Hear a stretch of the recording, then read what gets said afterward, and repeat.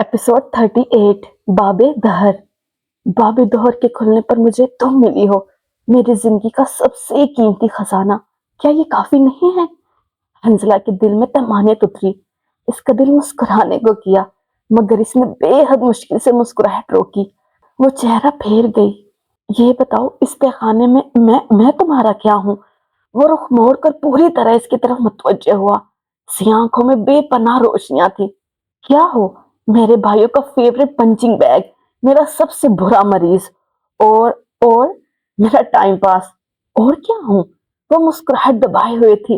शानदान के माथे पर भल पड़े। और इस तहखाने के बाहर मेरे अल्फा लीडर। और क्या? कुछ और होना था क्या? वो सारे जहां की मासूमियत अपने चेहरे पर सजाए हुए थी। शानदान मुस्कुरा दिया, सर को नफी में हिलाया। नहीं, यही काफी है। सनाशनाई का कोई ना कोई ताल्लुक निकलता रहे, ये काफी है। वो इत्मीनान से बोला। काफी देर तक वो खामोशी से बैठा रहा, फिर इसको मुखातब किया। एक बात बताओ हानी, तुमने इस किताब का पार्ट 2 क्यों नहीं लिखा? अपने बैग में ख्वामखा चीजों की जगह बदलती हंसला के हाथों की हरकत एक लम्हे के लिए थम गई। मुझसे लिखा ही नहीं गया। वो काफी देर बाद बहुत हल्की आवाज में बोली। अब लिख कर देखो, मुझे यकीन है तुम कुछ ना कुछ जरूर लिख लोगी। शानदान जोर से बोला, साथ अपना बैग टटोलने लगा। वो शायद कागज कलम निकाल रहा था। शानदान, मैं लिखना भूल गई हूँ। लिखारी लिखना नहीं भूलता हानी, बस मोटिवेशन खो जाती है। मुझे लगता है अब तुम लिख सकती हो। अगर तुम्हें भी ऐसा लगने लगा है तो तुम वाकई लिख सकती हो। इसने चंद कागज और एक पेन निकाल कर इसे थमाया। हंसला ने इन कागजों को नहीं थामा। इसकी आंखों में नमी उमड़ आई थी। मुझे लिखने से डर लगता है, वो बेबसी से बोली। किसी भी लिखारी के लिए एक अरसा अपने महबूब शौक से दूर रहना मुश्किल था। वो रही थी, और जिस मुश्किल से रही थी ये सिर्फ इसे मालूम था। अब एक लंबे अरसे बाद वो इस खौफ का सामना नहीं कर सकती थी। मैं क्या लिखूंगी? मेरा दिमाग खाली है। अल्फाज मुझसे नाराज हो गए हैं। खुदा का खौफ करो, तुम चारों बहन भाइयों के दिमाग में इब्लीस का घर है। ये खाली कैसे हो सकता है? तुम्हें मेरे भाइयों से आखिर क्या तकलीफ है? वो थम कर बोली। तकलीफ? मुझे सिर्फ तकलीफ नहीं, खार है, जलन है। मेरा बस चले एक एक की गर्दन मरोड़ दूं। भाई नहीं, सर का दर्द है। इकलौती नहीं हो सकती थी तुम? और बुरी तरह खफा हुआ। अगर तुम्हारा यही हाल रहा तो मेरे भाइयों से पहले मैं खुद तुम्हारे साथ एक एक हाथ कर लूंगी। शानदार ने दृप्ति से सीने पर हाथ रखकर जैसे शर्फ कबूल किया। कर्ब साईं, कर्ब। वो नाराजी से गर्दन मोड़ कर बैठ गई। चेहरे के तासुरात में सुर्खी घुल गई। शानदार ने गहरी सांस हवा के सुपुर्द की, कंधे ढीले छोड़ दिए। अच्छा, अभी मत लिखो, लेकिन जब भी लिखो सबसे पहले मुझे भेजना। मैं तुम्हारे अल्फाज सबसे पहले पढ़ूंगा। मैं लिखूंगी क्या? ये लिखारी को पता होता है हानी, और अगर इसे नहीं पता तो इसे नहीं लिखना चाहिए। वो जवाबन खामोश रही। शानदान कुछ और कहता कि हसन ने हाँक लगाई। वापस आ जा भाई, जबरात की गैरत का मजीद इम्तिहान मत ले। बको मत, वो सो रहा है। शानदान ने से घिरका। सो नहीं रहा, बगैरती के बोझ से आंखें बंद हो गई हैं। बल्कि अब तो मेरी गैरत जाग रही है। भाभी बाद में, दोस्त की बहन वो पहले है। जबराज ने मंदी मंदी आंखें खोलकर इसकी तरफ देखा। शानदान करंट खाकर अपनी जगह से उठा था। चेहरे पर खजालत साफ जाहिर थी। वो एक बार फिर खुद को ढपट कर रह गया। मेरे बाजू में दर्द था, दवाई लेने गया था। वो वापस इनकी तरफ आते हुए बोला। तुम बाजू कह रहे थे? मुझे दिल का दर्द सुनाई दे रहा है। सुल्तान ने चोट की। जबराज बस इसे देखता रहा। शानदान ने गर्दन झुका दी और हंस पड़ा। भिटाई इस पर खत्म थी। जबल क्या करेगा अब? जुल्खुफ ने इनकी तवज्जो एक तरफ दिलाई। जबल नहीं, जबल क्यूटी खान कहो, और अब वो जो करेगा वो हमसे देखा नहीं जाएगा। हसन यसीर से कहते शानदान की गोद में सर रखकर लेट गया। मोहब्बत भी नहीं की, शादी भी नहीं की, करप्शन भी नहीं की, फिर भी पकड़ा गया। अल्लाह साईं मेरे को चाह, अल्लाह साईं मुझे उठा ले। हसन सुल्तान का गम बहुत बड़ा था। 12 जनवरी, वक्त सुबह के 7 बजे। चर्च के हाल में दीवारों में लगी कंदीलों की सरसी रोशनी एक पुरसरार और पुरसोस असर पेश करती थी। बर्फबारी का जोर थम गया था। ठंड थी कि हड्डियों में घुसती चली जाती थी। लकड़ी की पंजों से टेक लगाए हुए جبل نے اپنی آدھی شال حنزلہ کے اوپر ڈال رکھی تھی، بازو اس کے گرد پھیلائے وہ اسے اپنے کندھے سے لگائے ہوئے تھا۔ وہ تھوڑی دیر پہلے ہی جبل کے پاس آئی تھی۔ وہ اکلوتی تھی، کچھ نہیں بہت ساری رعایتیں اسے اپنے بھائیوں کی طرف سے ملی ہوئی تھی، جبل کی طرف سے تو وہ کچھ زیادہ ہی۔ ذوالخوف کو کچھ بھی بتانے پر جبل نے اسے کوئی بات پرس نہیں کی تھی۔ وہ آئی، اسے آنے دیا اور بات ختم۔ زبراج کے ساتھ رکنے کی مرضی اس کی اپنی تھی اور جبل نے زور نہیں دیا۔ اب وہ اگر جبل کے پاس واپس آ رہی تھی، جبل کو اعتراض کوئی نہیں تھا۔ ایک بات بتائیں لالا، میری ناکام محبت کے ذکر نہ چھیڑ دینا، وہ بند آنکھوں سے بڑبڑایا۔ آپ نے ذوالخوف کو کیوں چھوڑا؟ کوشش تو کرنی چاہیے تھی اس کے لیے۔ اسے رہ رہ کر تہ خانے کے منظر یاد آ رہے تھے۔ مجبوری تھی، روزگر اور خاتون میں سے کسی ایک کو چننا تھا، اور آپ نے محبت چھوڑ دی؟ میں نے محبت چن لی، وہ تصحیح کر گیا۔ انسان کو زندگی میں کئی محبتیں ہوتی ہیں، پہلی ماں باپ سے، اور اس محبت کی خاطر اگر کسی لڑکے یا لڑکی کو چھوڑنا پڑے تو کوئی حرج نہیں۔ گھر سے بھاگ جانا محبت نہیں، obsession ہے۔ پھر کریئر سے محبت، پڑھائی سے محبت، اب ان محبت کے لیے کمفرٹ سے محبت چھوڑنی پڑتی ہے۔ عیاشیوں اور وقت کی بربادی سے جو محبت ہے اسے بھی چھوڑنا ہوتا ہے۔ انسان محبت چھوڑ سکتا ہے، obsession چھوڑنا مشکل ہے۔ اب آپ غلط بات کر رہے ہیں لالا، وہ بے حد خفا ہوئی۔ اپنی محبت چھوڑنا کریئر وغیرہ کی محبت سے بہت اوپر کی بات ہے، اور یہ کام مشکل ہوتا ہے۔ بالکل ہوتا ہے، بلکہ ہر قسم کی محبت کو چھوڑنا مشکل ہوتا ہے، مگر کسی لڑکے یا لڑکی سے ہونے والی محبت کو چھوڑنا بے حد مشکل ہوتا ہے۔ لیکن چھوڑ دینا چاہیے جب محبت کی تک نہ بنتی ہو، جب ایک محبت چھوڑ دینے پر کئی زندگیاں بن جاتی ہوں۔ محبت امن، سکون اور بقا ہے، ہم نے اسے سر چڑھا لیا ہے۔ اگر آپ کو زمینیں اور ذوالخوف میں سے کچھ چننے کو کہا جائے تو آپ کیا چنیں گے؟ زمینیں۔ آپ ذوالخوف سے محبت نہیں کرتے لالا؟ وہ بے حد مایوس ہوئی۔ جبل مسکرایا۔ دنیا اس کی اصطلاح کیوں نہیں سمجھ رہی تھی؟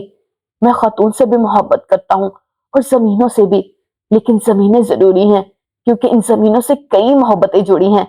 یہاں میں نے محبت میں بقا اور امن کو چنا۔ خاتون کی محبت میرے دل کو زخمی کر سکتی ہے، کچھ محبتیں بے جوڑ اور بے سر پیر کی ہوتی ہیں۔ ذوالخوف وقار سے جبل خان کی محبت بھی بے جوڑ ہے، نہ وہ میرے لیے تھی، نہ ہے اور نہ ہو سکتی ہے۔ اس نے شال کا پلو حنزلہ کے اوپر درست کیا، وہ اس کی کپ کپاہٹ محسوس کر سکتا تھا۔ اب میری ناکام محبت کے کسے بھول جاؤ، خواہ مخواہ دھوکی ہونے لگا ہے، وہ ہنس کر بولا۔ اس کی ہنسی میں ٹوٹے دل کی کرچیاں تھیں۔ حنزلہ کے دل کو کچھ ہوا تھا۔ کئی لمحے ان دونوں کے درمیان خاموشی رہی۔ جبل خان کے گلے میں جانے کیوں گلٹی ابھر کر معدم ہوتی تھی۔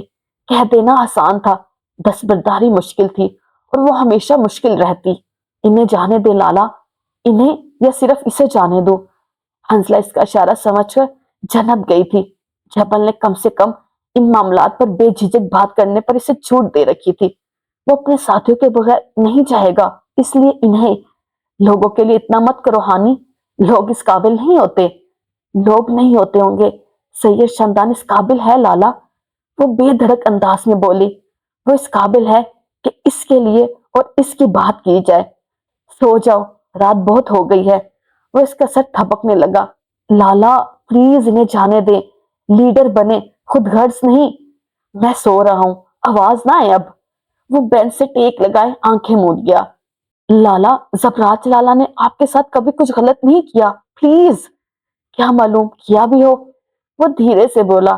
بند آنکھوں کے پار وہ منظر ایک بار پھر ابھر آیا جسے جبل خان چاہتے ہوئے بھی جھٹک نہیں پاتا تھا۔ اسے وہ منظر، وہ دن، وہ تاریخ سب بھولنا تھا، مگر یہ اس کے بس میں نہیں رہا تھا۔ وقت اسے ایک بار پھر پیچھے لے گیا، بہت پیچھے۔ وہ نہیں جانا چاہتا تھا، بالکل نہیں۔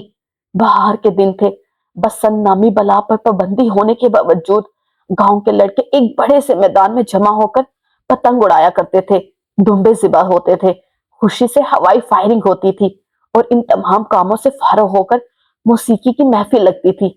جبل خان کی حویلی کے عقبی حصے میں آج بسنت منانے کے بعد موسیقی کی محفل سجی تھی، رونق سی رونق تھی۔ اسٹیج پر بیٹھا گاؤں سے ہی تعلق رکھنے والا ایک گلوکار اپنے ساتھیوں کو ہدایات دے رہا تھا۔ پورے چاند کی رات میں جب محبت نے دل پر ڈیرے جما رکھے ہوں، ایسی محفلیں پھر سیدھا دل پر آ کے لگتی ہیں۔ حویلی کے عقبی حصے میں جہاں بہرام، عیسیٰ اور گاؤں کے باقی لڑکے موسیقی سے محظوظ ہو رہے تھے، وہیں اگر حویلی کی چھت پر آؤ تو جبل خان نے چھت پر پہلا قدم دھرا تھا۔ وہاں ایک طرف لکڑی کے تخت پر زبراج کے سامان رکھے تھے، لیپ ٹاپ، آئی پیڈز، موبائل اور کئی کاغذات۔ دوسری طرف وہ ایک ٹانگ موڑے دوسری لٹکائے موبائل کان سے لگائے ہوئے تھا۔ ڈارلنگ، تم میری بات تو سمجھو نا یار، میں آ جاؤں گا رات تک۔ وہ دنین کو رم کرنے کی کوشش کر رہا تھا۔ گلوکار اب پورے سوز میں گانا شروع کر چکا تھا۔ سویٹ ہارٹ پلیز، میں آ جاؤں گا یار، یار اب پلیز رونا مت شروع کر دینا۔ دنین میری جان، میری بات تو سمجھو۔ وہ اس کی سنے بغیر فون کاٹ چکی تھی۔ جبل مسکراہٹ دبائے ہوئے آیا اور تخت پر ایک طرف نیند دراز ہو گیا۔ زبراج نے سر کو ہاتھوں میں گرا لیا۔ یہ بیویں اتنے ناراض کیوں ہوتی ہیں یار، اور پھر مانتی بھی نہیں۔ وہ بے اختیار کر رہا، منانے کے معاملے میں بہت بیکار تھا وہ۔ جبل ہنس پڑا تھا۔ یہ ڈارلنگ، سویٹ، دادستہ محبت مینا کیسا زندگی دا۔ یہ ڈارلنگ، سویٹ، جان بنانے کے لیے اور اسے اپنی محبت دکھانے کے لیے یہ بھی بھلا کوئی اصطلاح ہے؟ وہ پورے چاند کو دیکھتے ہوئے گلوکار کی آواز سنتے ہوئے ایک الگ ہی انداز میں بولا۔ آج کل وہ سیارہ محبت کا باسی تھا۔ آج کل اس کے قدموں سے کششی شکل ختم تھی، ہوائیں آس پاس رقص کرتی تھی۔ پھر کیا بلاؤں اسے؟ بلکہ تم بتاؤ، تم اپنی بیوی کو کیا کہہ کر بلاؤ گے؟ جانان، جانان، گلوکار کی آواز میں سوز بھر گیا۔ جانان، وہ بے ساختہ بولا۔ اس سے زیادہ خوبصورت الفاظ کوئی ہو ہی نہیں سکتا۔ جانان چیپک اس سے خمرو پلے دنیا قیدا، جانان، جانان، جانان، جانان۔ زبراج نے ٹہر کر اسے دیکھا۔ وہ موسیقار کے ساتھ دھیما دھیما گنگنا بھی رہا تھا۔ وہ اشتیاق سے چاند بھی دیکھ رہا تھا۔ اس کی آنکھیں اس چاندنی سے زیادہ روشن تھی، اس لہجے میں بھی فکری تھی اور لبوں پہ تبسم۔ زبراج نواز خود محبت کر چکا تھا، اور جنہیں محبتیں ہو چکی ہوں وہ اپنی برادری کے لوگوں کی شناخت کر ہی لیتے ہیں۔ تم کن چکروں میں ہو جبل؟ وہ سنجیدگی سے آگے کو ہوا۔ جبل ہنوز آنکھیں مودے گنگنا رہا تھا۔ چکروں میں نہیں، میں تو سیریس ہوں۔ کس کے لیے؟ وہی جس کی آنکھیں سرمئی ہیں۔ وہ بے دھڑک بولا۔ ایک لمحے کے زبراج سانس نہیں لے سکا۔ میں ان سے شادی کرنا چاہتا ہوں۔ اسے یاد آیا کہ 2 سال پہلے بھی جبل خان نے ہو بہو یہی الفاظ کہے تھے، اور آج وہ دوبارہ کہہ رہا تھا۔ یعنی وہ اپنے موقف سے دستبردار نہیں ہوا، یا پھر وہ اس موقف سمجھنے کی غلطی کر چکا تھا، اور یہ محبت تھی، میری محبت۔ زبراج چلنا میں کچھ بول نہیں سکا۔ وہ 2 سال پہلے کے اس منظر کو بھول ہی گیا تھا، مگر جبل کو سب یاد تھا۔ تم کس بارے میں بات کر رہے ہو؟ زبراج کو اپنی آواز دور سے آتی محسوس ہوئی۔ جبل خان نے اب کی آنکھیں کھول کر اسے دیکھا، گہری سانس لی اور اس منظر کو یاد کیا تو وہ چند سال پیچھے آ گیا تھا۔ نئی نگاہوں سے اپنے اطراف میں دیکھتے اس نے ان الفاظوں کی باشکش کو آس پاس سنا، پھر آنکھیں سکوڑی، ذہن بیدار ہوا۔ آس پاس منظر بدل گئے، اور اب وہ وہاں تھا جہاں اس نے پہلی بار اس سے ملتے جلتے الفاظ سنے تھے، جہاں پہلی بار وہ ان سرمئی آنکھوں سے متعارف ہوا تھا۔ وہ ہاتھوں میں ٹرے لیے تیز تیز قدم اٹھاتے ہوئے اوپری منظر میں بنے کچن سے نیچے کی اور جا رہا تھا۔ جب اس نے زبراج کے کمرے کے باہر کھڑی کسی لڑکی کو زور زور سے دروازہ بجاتے ہوئے دیکھا، وہ آگے بڑھ جانا چاہتا تھا، مگر وہ ٹھہر گیا۔ سرمئی رنگ کے لباس میں ہم رنگ دوپٹہ سر پر لیے وہ جبل کی نیم رخ پر کھڑی تھی۔ اس نے ٹرے ایک میز پر رکھی اور اس کی طرف بڑھا، ورنہ وہ شاید دروازہ توڑنے کا ارادہ رکھتی تھی۔ زبراج، دروازہ کھولو، ورنہ میں یہاں سے ہلوں گی بھی نہیں، اور تم جانتے ہو میں یہ کر سکتی ہوں۔ وہ چند پل رکی، اندر سے کوئی آواز نہیں آئی۔ میں تمہیں بتا رہی ہوں، میں دوسری چابیاں لے آؤں گی، فار گاڈ سیک دروازہ کھولو یار۔ اب کہ اس نے دروازے پر ٹھوکر ماری، دوپٹہ ڈھلک کر گرا اور اس کے کندھوں کو چھوتا ہوا بال نظر آئے۔ سامنے سے آتی دنی نے اسے تعصب سے دیکھا۔ وہ دروازہ نہیں کھولے گا زی؟ آواز پر زرخف مڑی۔ اب کہ جبل اسے دیکھ سکتا تھا، وہ بھرا بھرا چہرہ، وہ سہن مل لڑکی، مگر اس نے صرف وہ سرمئی آنکھیں دیکھی اور بس دیکھ کر رہ گیا۔ تمہیں پتا تو ہے کتنا اٹیچ رہا ہے وہ انکل سے، وہ مجھ سے بھی بات نہیں کر پا رہا، اسے وقت دو۔ میں جب تک اسے دیکھ نہیں لوں گی مجھے سکون نہیں آئے گا۔ اس نے سکون سے اپنا مدعو بتایا۔ وہ ناراض ہوگا کیونکہ باقی سب نہیں آ سکے، میں سے بات کیے بغیر یہاں سے نہیں ہٹوں گی۔ جبل یہاں کیوں آیا تھا وہ بھول گیا۔ ہاں، وہ خاندانی مسائل ختم کرنے آیا تھا، مگر یہ کون سا مسئلہ تھا جسے اس وقت سب سے اہم لگا، اور کیوں لگا تھا؟ ٹھیک ہے، پھر کوشش کرتی رہو۔ دنین کندھے اچکاتی ہوئی وہاں سے چلی گئی۔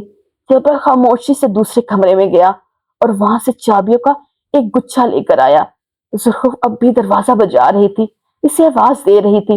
جب جبل نے اسے پکارا، خاتون، وہ مڑی۔ جبل نے چابیوں کا گچھا سامنے کیا، جس کے پارے سے وہ آدمی نظر نہیں آیا۔ شاید وہ اسے دیکھنا بھی نہیں چاہتی تھی، مگر وہ آدمی، وہ اتنے قریب سے ان آنکھوں کو دیکھ کر ایک الگ کفیت کا شکار ہوا۔ یہ ٹرائی کرے، دروازہ نہیں کھلے گا۔ شکریہ۔ اس نے چابیاں ایک ایک کر کے تالے میں گھسانی شروع کی۔ تم کیا لگتے ہو زبراج کے؟ وہ اس کی طرف پش کیے کھڑی تھی۔ جبل اس کے ہاتھوں کی جدوجہد دیکھ رہا تھا۔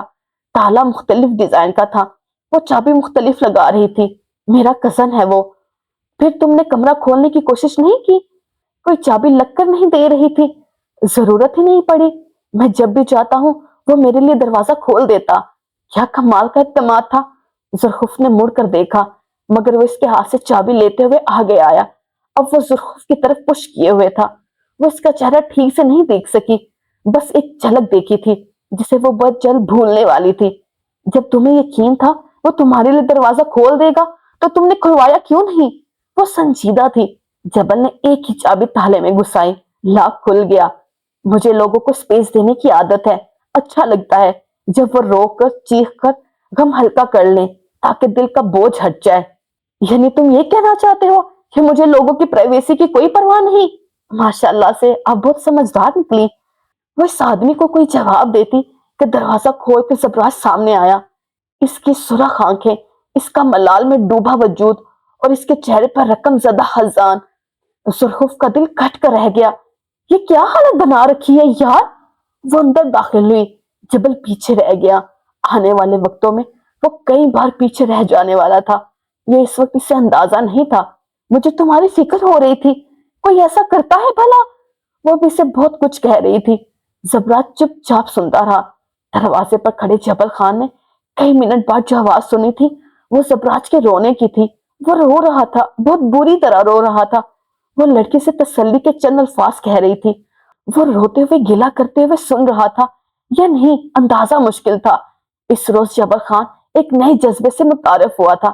اسے لگا تھا بات صرف اس لڑکی کی چھوٹی سی مشکل حل کرنے کی ہے، مگر بات بڑی تھی۔ وہ اس کا دل مشکل میں ڈھال گئی تھی۔ اگلے ایک دو دن وہ وہاں آتی رہی، جبل اسے دور دور سے دیکھتا رہا۔ اس روز کے بعد اس کے قریب جانے کا اتفاق نہیں ہوا تھا۔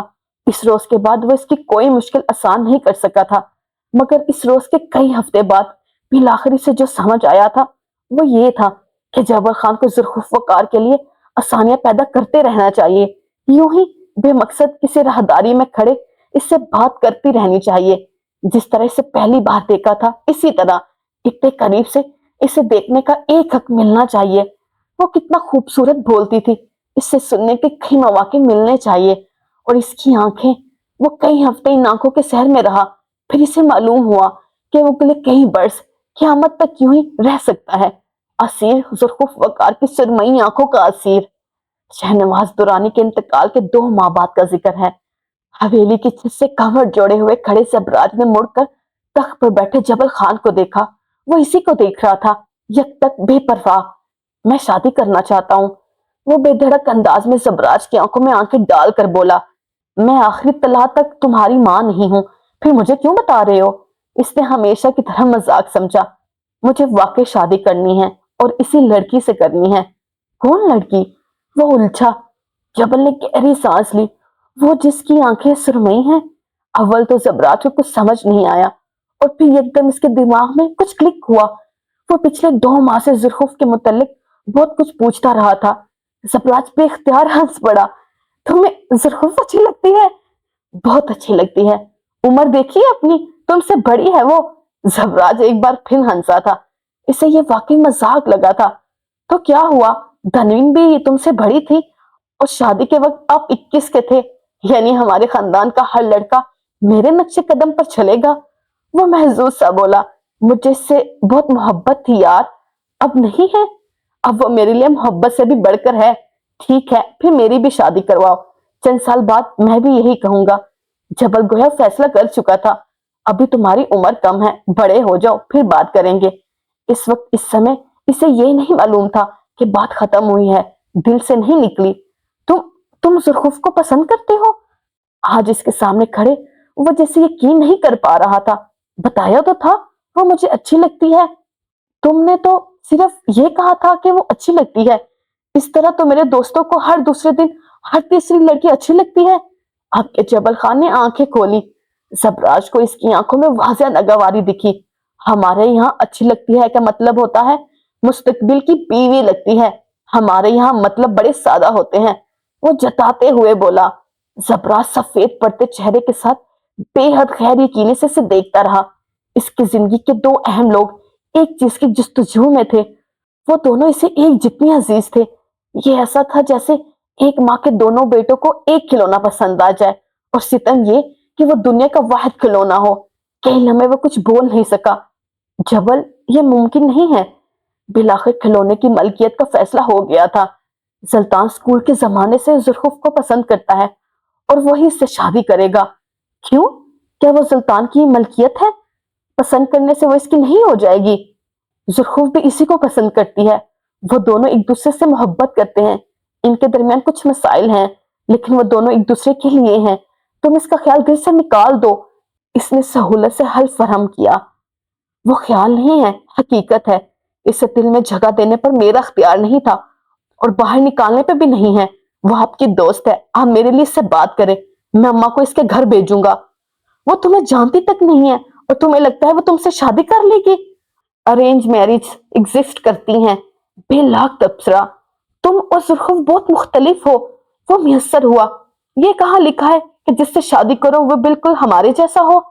جبل، میرا دماغ خراب مت کرو، زبراج سختی سے بولا۔ آپ میرا دل خراب مت کرے، میں اپنے موقف سے نہیں ہٹ رہا۔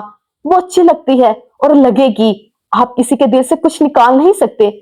جبل کے دل سے تو ہرگز نہیں، وہ دو ٹوک انداز میں بولا۔ زبراج کو اندازہ ہو گیا تھا کہ وہ وقت گزر گیا ہے جب وہ اسے روک سکتا تھا۔ محبت مرض کی طرح جسم کے ہر حصے میں سرایت کر گئی تھی۔ وہ اگر صرف اس کے دوست کی محبت ہوتی تو اسے کوئی اعتراض نہ ہوتا، لیکن وہ دشمن کی بیٹی بھی تھی اور بہت جلد بننے والی ان کی اسیر بھی۔ اس نے جبل اجلال خان کی آنکھوں میں آج تک ایسی بے خوفی اور خلوص نہیں دیکھا تھا۔ آج اسے بیک وقت محبت سے خوف اور نفرت دونوں محسوس ہوئے۔ جذبات بھیمک ہیں، تخت کھا جاتے ہیں۔ اس نے آج تک اپنے آپ کو اتنا سیاہ نہیں بایا تھا۔ تمہیں فیصلہ کرنا ہوگا، روزگار اور محبت میں کسی ایک کو چننا ہوگا۔ وہ تخت چھوڑ کر اٹھا۔ جبل بے یقینی سے اسے دیکھ رہا تھا۔ گلوکار کا نغمہ نوحے کی صورت اختیار کر چکا تھا۔ میں اس پلان کو چھوڑ رہا ہوں۔ جس دن تم اس کی محبت چھوڑ دو گے، اس دن میں واپس آ جاؤں گا۔ تمہیں مجھ سے وعدہ کرنا ہوگا کہ تم اس کے خواب دیکھو گے مگر اس کے حصول کی کوشش نہیں کرو گے۔ آپ بہت غلط کر رہے ہیں، میں اس کے بغیر نہیں رہ سکوں گا۔ میں تمہاری واپسی کا انتظار کروں گا۔ آپ یہ سب سلطان کے لیے کر رہے ہیں؟ آپ کے لیے بس وہ ہے میں؟ جبل کا دل کچھ بھی نہیں۔ اس کی آنکھوں میں رنج تھا۔ اس کی آرزو ترک کر دو تو میرے پاس واپس آ جانا، میں اسے نہیں چھوڑ سکتا، آپ جانتے ہیں۔ زبراج کہہ کر رکا نہیں تھا۔ جبل خان بے بسی بھری اذیت سے اسے وہاں سے جاتے ہوئے دیکھتا رہا۔ اگلے 3 ماہ وہ بڑی ڈٹھائی سے محبت پر اڑا رہا۔ پھر رفتہ رفتہ حالات واقعات نے کچھ یوں پلٹا کھایا کہ روزگار کے اس سادہ سے لڑکے کو دل مارنا پڑا۔ گھریلو مجبوریاں، عوام کے مسائل، ان سب میں دل کہیں پیچھے رہ گیا۔ کئی بار محبتیں حالات کی نظر ہو جاتی ہیں۔ جبل خان کی محبت کو بھی گھر کے حالات اور خاندانی مسائل نگل گئے۔ وہ گھر کا بڑا بیٹا محبت کو بہت چھوٹا کر کر کسی کونے میں ڈال گیا۔ 3 ماہ بعد محبت کو تھپک کر سلایا گیا، آرزو پر مٹی ڈالی گئی، دل کو طویلے لالچ اور دلاسے دیے گئے۔ اس نے مانی یا چیخا چلایا، کسی کو کیا فرق پڑا؟ دل کے نخرے نہیں اٹھائے جانے چاہیے، بندہ ذلیل ہو کر رہ جاتا ہے۔ یہ بات جبل خان نے سیکھ لی تھی۔ روزگار کے بڑھتے ہوئے مسائل اسے ایک بار پھر زبراج شاہ نواز کے پاس لے آئے تھے۔ اس بار وہ بہت کچھ پیچھے چھوڑ آیا تھا۔ آنکھیں چمک ہو چکی تھی، دل دنیاوی ہو چکا تھا۔ تخت نے جبل خان کی قربانی کو بڑی کروفر کے ساتھ قبول کر لیا تھا۔ حال میں وہ یوں ہی آنکھیں بند کیے ہوئے تھا۔ حنزلہ ملال سے دیکھتی رہی۔ بند آنکھوں کے پار جبل خان کی آنکھوں میں جلن تھی، سینے میں چبھن۔ اس کے اندر تبدیلی آ رہی تھی، مگر وہ قبول نہیں کرنا چاہتا تھا۔ 12 جنوری صبح 7:30 بجے، جس وقت جبل خان اپنی ناکام محبت کے قصے رو رہا تھا، اسی وقت نیم اندھیرے میں جلتی بجھتی ٹارچ کی روشنی میں سلطان صفدر گردن چکا کر بیٹھا زبرات کی پنڈولی سے اوپر لگے زخم کو صاف کر رہا تھا۔ جاری رک جائے آپ نے اس ویڈیو کو لائک کیا؟ نہیں کیا نا تو پلیز لائک کر دے، اور چینل کو سبسکرائب کیا؟ وہ بھی نہیں کیا ہوگا یقیناً، تو وہ بھی کر دے پلیز۔ اور اینڈ پہ کمنٹ کیا آپ نے؟ نظر آ رہا ہے آپ نے کمنٹ نہیں کیا، تو وہ بھی کریں تاکہ پتہ چلے یہ ویڈیو کہاں سے دیکھی جا رہی ہے۔ ٹیک کیئر، اوکے، اللہ حافظ، take care, tata, bye bye.